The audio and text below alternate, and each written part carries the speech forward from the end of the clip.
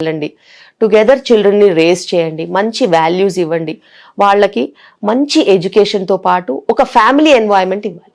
Okay, right. Coming to some other topic ma'am, ఈ generation పిల్లలకి sex education ఎంతవరకు important, అసలు అవసరం అంటారా మీ మాటలు? డెఫినెట్గా, బికాస్ పిల్లలు ఒక వల్నరబుల్ గ్రూప్గా ఉంటారు. వాళ్ళకి ఏదో తెలుసుకోవాలన్న ఆతృత ఉంటుంది. అదే ఎన్కాష్ చేసి unwanted videos, unwanted information, unwanted material అంతా వాళ్ళు ఎక్స్ప్లోర్ చేస్తూ ఉంటారు.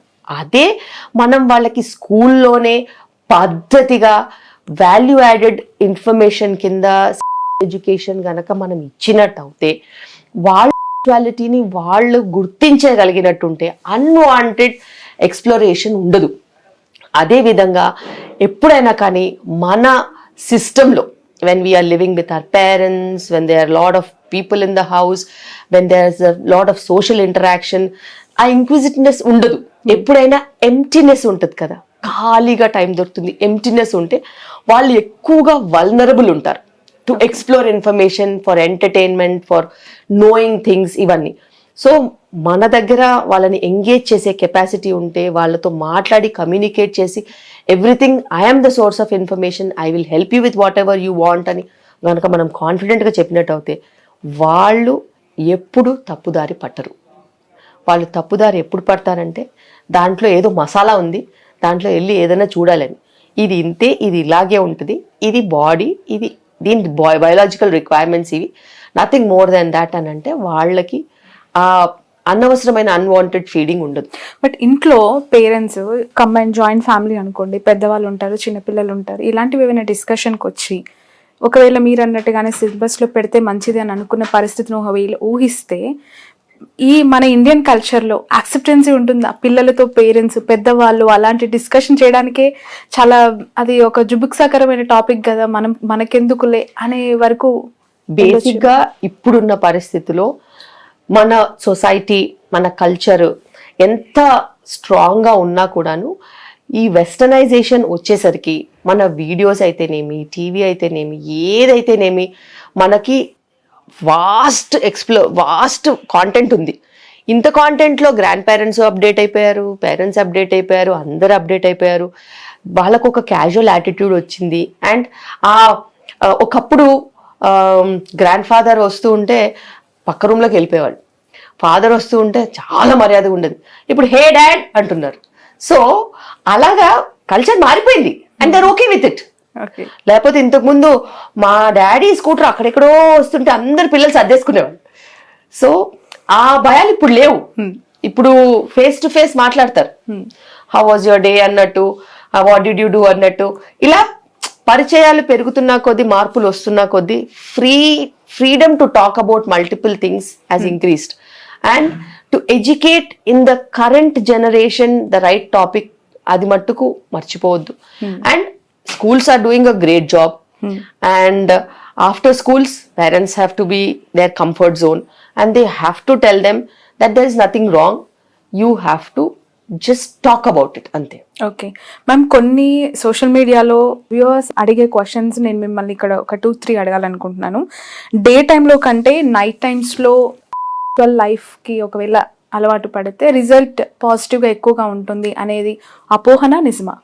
అది అపోహ ఎప్పుడు కాదు. బికాస్ నైట్స్ అనేవి you will have a long relaxation time కదా. ఇప్పుడు if there is a sexual activity, end of the day same 9-10 o'clock, after that you sleep off, your body is relaxed, your hormones are getting produced, whatever the sperm has to do, it will have some time. And whatever comfort that you have when you're relaxed, your body tends to give way to various things in a sensible manner. అలాగని morning life ఉంటే ఉండదని కాదు, but ప్రాక్టికల్గా it is much more beneficial and convenient for your relaxation. No morning, say mid-afternoon, if you have intercourse and you just go do some work and go around, and if you have to travel, if you have to do some other works and you're stressed out and you're not sleeping well, all this is not good lifestyle. Right. Ma'am, okay blood group ఉన్న wife and హస్బెండ్కి ఒకవేళ పిల్లలు పుడితే చాలా health issues ఉంటాయి అని అంటూ ఉంటారు. No, it is a myth. Blood groups in fact same ఉంటే బ్లడ్ ఇష్యూస్ ఉండవు. ఒకవేళ మదర్ కి బేబీకి డిఫరెంట్ బ్లడ్ గ్రూప్స్ ఉంటే ఏబిఓ ఇన్కంపాటబిలిటీ కింద జాండిస్ వచ్చే ఛాన్స్ ఇంకెక్కువ ఉంటుంది తప్పితే సేమ్ బ్లడ్ గ్రూప్ ఉంటే అలాంటి ఛాన్సెస్ ఏమి ఉండవు. ఓకే, ఫీమేల్స్ ఎక్కువగా యంగ్స్టర్స్ వెరీ యంగ్ ఏజ్లో పెళ్లి చేసుకోవటం వల్ల, తల్లి అవ్వటం వల్ల ఫ్యూచర్లో మెంటల్గా వాళ్ళకి ఫిజికల్గా చాలా హెల్త్ ఇష్యూస్ కాంప్లికేషన్స్ ఉంటాయి అంటుంటారు. అది ట్రూ కాదు. But when we are talking about marriages అనేది teenage marriages definitely not good. Because వాళ్ళ మెచ్యూరిటీ లెవెల్ ఉండదు కాబట్టి, వాళ్ళ బాడీ మెచ్యూరిటీ లెవెల్స్ ఉండదు కాబట్టి, ప్రెగ్నెన్సీ అవన్నీ వస్తే వాళ్ళకి లోడ్ అవుతుంది అండ్ ఆల్ దీస్. కాబట్టి మనము teenage pregnancies are definitely not correct, teenage marriages are definitely not correct. But marriages anywhere between late teens, maybe 20-25 years, they are absolutely okay. And reproductive health కూడా peak లో ఉంటుంది, chances of pregnancy మంచిగా ఉంటుంది. But again social maturity, financial freedom, education, minimum degree education అవన్నీ ఉండాలి అని అంటే 21-22 years ఈజీగా అవుతుంది. ఒక్క జాబ్ రావాలి, జాబ్ లో బేసిక్ రిక్వైర్మెంట్స్ అన్న మనం సెటిల్ అవ్వాలి అని అనుకుంటే 23-25 అవుతుంది. So after that the best time to get married. And అంతకన్నా ముందు మ్యారేజ్ అయిన వాళ్ళలో కూడా if the partner is good and supporting, there's no problem. But if there is any abuse, then the female will not have word and voice, because she'll not complete her education, she's not self-sufficient, she's not employed. Where will she talk? Where will she voice over? So అందులో exploit అవ్వడం కానీ, psychological problems కానీ, adjustments అయ్యి తెచ్చుకునే problems ఎక్కువగా ఉంటాయి. అయితే ఇవన్నీ ఇంతకు ముందు ఉండేవి కాదు, ఎందుకంటే జాయింట్ ఫ్యామిలీలో ఉండేవాళ్ళం కాబట్టి పెద్దవాళ్ళు అడ్రస్ చేసి షీల్డ్ చేసేవాళ్ళు. కానీ ఇప్పుడు న్యూక్లియర్ ఫ్యామిలీస్ అయ్యేసరికి హస్బెండ్ కి ఏ ఫ్రస్ట్రేషన్ ఉన్నా కూడా ఉమెన్ మీద తీయడము, అబ్యూజివ్ గా అవ్వడము, ఇవన్నీ కూడా ఉంటాయి. And women is completely trapped in to the relationship because there are children that they have to take care of.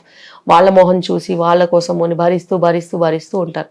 But eventually 40s వచ్చేసరికి అదంతా చాలా ఎక్కువైపోయి, ఆ లోడ్ అంతా ఎక్కువైపోయి వాళ్ళ లైఫ్ అంతా వేస్ట్ అయిపోయినట్టు అనిపించి, అండ్ పిల్లలు కూడా ఎవరి దారి వాళ్ళు చూసేసుకుంటారు తర్వాత.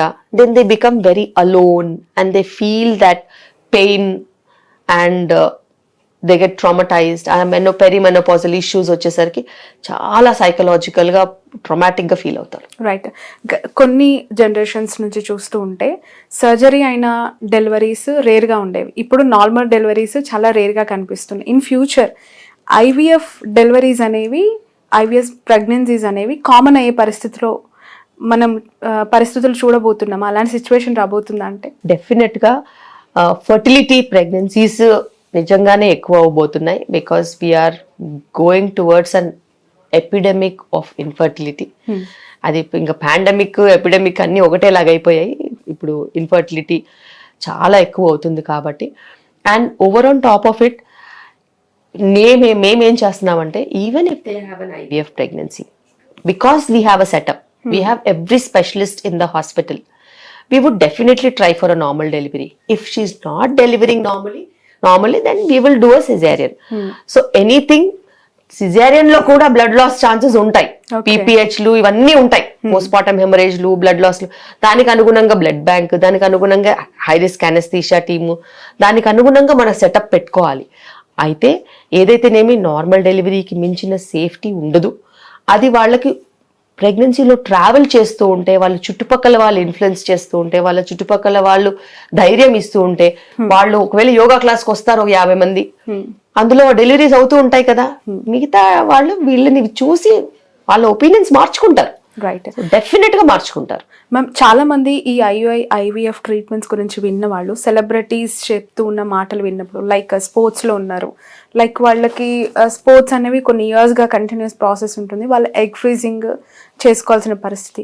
ఉపాసన అలానే పిల్లలు కనిందని, లేదంటే ఇషా అంబానీ అలానే పిల్లలు కనిందని, ఎగ్ ఫ్రీజింగ్ సైడు ఇంట్రెస్ట్ చూపిస్తున్న జనరేషన్స్ అంటే ఇన్స్పైర్ అయ్యి వాళ్ళు అలా చేసుకున్నారు కదా, మేము కూడా చేసుకుంటాము అని చెప్పి, దీన్ని ఎంతవరకు నమ్మాలంటారు, ఎంతవరకు కరెక్ట్ అంటారు? బేసిక్గా టెక్నాలజీ, మనము ఐఫోన్ కొంటే వాళ్ళం ఇంతకు ముందు 7th జనరేషన్ iPhone 7, ఇప్పుడంటే iPhone 15, అంతే కదా. టెక్నాలజీ నువ్వు అప్గ్రేడ్ అవుతున్నప్పుడు నువ్వు వేసుకునే బట్టలు నువ్వు అప్గ్రేడ్ అవుతున్నప్పుడు అలాగే టెక్నాలజీని యూస్ చేసుకోవడం కూడా నువ్వు అప్గ్రేడ్ అవ్వాలి. నీకు ప్రెగ్నెన్సీ ప్లానింగ్ 35 years వరకు లేదు అని నీకు తెలిసినప్పుడు, నీకు మెంటల్ మెచ్యూరిటీ ఉన్నప్పుడు, మరి నువ్వు 28 ఉన్నప్పుడే ఎగ్ ఫ్రీజింగ్ చేసుకుంటే నీ 28 years ఎగ్ క్వాలిటీ ఉంటుంది కదా. నీకు ఫైనాన్షియల్ అఫోర్డబిలిటీ ఉంటే there are certain companies which pay for 2 cycles of egg freezing. Okay. Yes, there are software companies which pay for 2 cycles of egg freezing free of cost, everything funded from scratch. అలా ఉన్నప్పుడు నువ్వు ఆ mental మెచ్యూరిటీతో నువ్వు egg freezing చేసుకోకపోతే 35 yearsకి వెళ్ళి నువ్వు అక్కడ eggs తగ్గిపోయి క్వాలిటీ తగ్గిపోయి నువ్వు సఫర్ అవుతావు కదా. సో బేసిక్గా the concept is, if you have such opinions, నువ్వు మెయిన్ స్ట్రీమ్లో ఉంటే నీకు ఇలాంటివి చేయాల్సిన అవసరమే లేదు. మెయిన్ స్ట్రీమ్లో ఉంటే నువ్వు టైంకి మ్యారేజ్ చేసుకుని టైంకి పిల్లల్ని కనేసేసి టైంకి పిల్లల్ని పెంచుకుంటూ హాయిగా నీ లైఫ్ నువ్వు ఎంజాయ్ చేసుకోవచ్చు, నీ ఇష్టం ఉన్నది చేసుకోవచ్చు. కానీ నీకు మెయిన్ స్ట్రీమ్ కాకుండా ఇతర ఆలోచనలు ఉన్నాయనుకో, you are a career oriented women, then you should definitely do egg freezing and make sure that your fertility is frozen. If you have a partner by then, if you are married by then, you freeze embryos. If you don't have a partner or if you are not married, then you can freeze your eggs. So ila cheskunte no 35 years ki kanu 40 years ki kanu nee ishtam. Okay. But the quality will be of a 28-year-old or 25-year-old or 26, whatever age that you have frozen your eggs, your quality will be that. This is using technology for somebody who really wants to postpone their pregnancy for a very long time. ఒక 6 నెలలు, సంవత్సరం, 2 సంవత్సరాలు postpone చేస్తాను అని అంటే దానికి అనుగుణంగా eggs waste అవ్వకుండా మెడికేషన్స్ తీసుకుని నువ్వు కాంట్రసెప్టివ్ పిల్స్ ఏదైనా వాడుకుంటే నీకు ప్రాబ్లం ఉండదు.